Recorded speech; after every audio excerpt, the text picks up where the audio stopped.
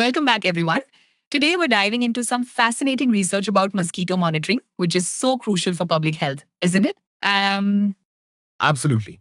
Host_A. Identifying mosquito species accurately is key to controlling vector-borne diseases, but it's surprisingly difficult, right? It is. Visual identification can be slow and error prone, and acoustic methods like listening to wing beats are often fragile in noisy environments. Exactly. Single modality deep learning models, which only use one type of data, struggle with poor lighting or noisy audio. That's where this paper comes in. The paper Wing Beats and Snapshots, Fusing Sound and Vision for Mosquito Monitoring by Ahana Chanda and Akshay Agarwal. They propose a multimodal approach, right? That's right. They're combining high-resolution images with wing-beat audio using a deep learning framework. It's like giving the system both eyes and ears. So, for the visual part, they're using something called a SWI, NV2 Vision Transformer. That's a pretty advanced AI model for images, isn't it? Yes, it's excellent at picking up subtle visual patterns even between very similar looking species.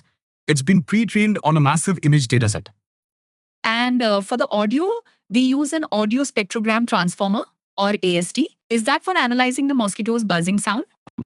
Precisely. It converts 5-second audio clips into something called MEL spectrograms. These are visual representations of sound frequencies, making species-specific cues clearer. So they have these two powerful models, one for sight and one for sound. How do they actually combine them though? They use a clever fusion module. Instead of just sticking the results together, it uses learnable weighting. It adaptively decides which modality is more reliable for each sample. That's really smart. So if the image is blurry, it might rely more on the sound or vice versa. It learns to balance them. Exactly. And both parts are fine-tuned together. So the fusion actually influences how the models learn, not just a post-processing step. They tested this framework on a dataset of 6 different mosquito species. What kind of accuracy did they achieve on clean data? Well, surprisingly, the individual MODELS, SWIMV2 for images and AST for audio performed incredibly well on their own. Almost perfectly, actually. Wait, so the combined fusion model didn't actually outperform the individual models on clean data? That's a bit unexpected, isn't it? You're right.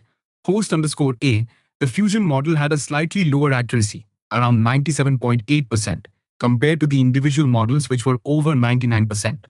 That seems counterintuitive for a multimodal approach. So, where's the real advantage then? The real advantage, the aha moment, comes when they introduce noise. This is where the fusion model truly shines. Right, because real world data is rarely perfectly clean. What kind of noise did they simulate?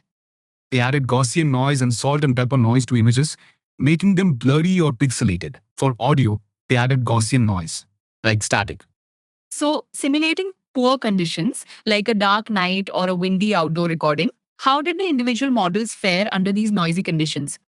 The individual models saw significant performance drops. The image-only model dropped by over 27%, and the audio model by almost 16%.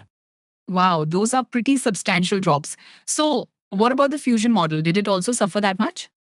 This is the impressive part. The fusion model only suffered a 4.66% drop in accuracy. It was drastically more robust to noise.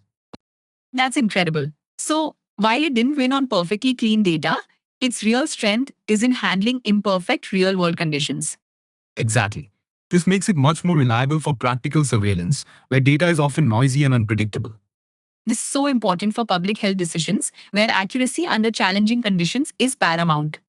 Absolutely. It shows the power of combining different data sources, especially when one might be unreliable. It's a fantastic step forward. And it highlights the need for more multimodal datasets for future research too. Really insightful work. Indeed, this framework could significantly improve how we monitor and control mosquito populations, ultimately protecting communities from disease. A great read.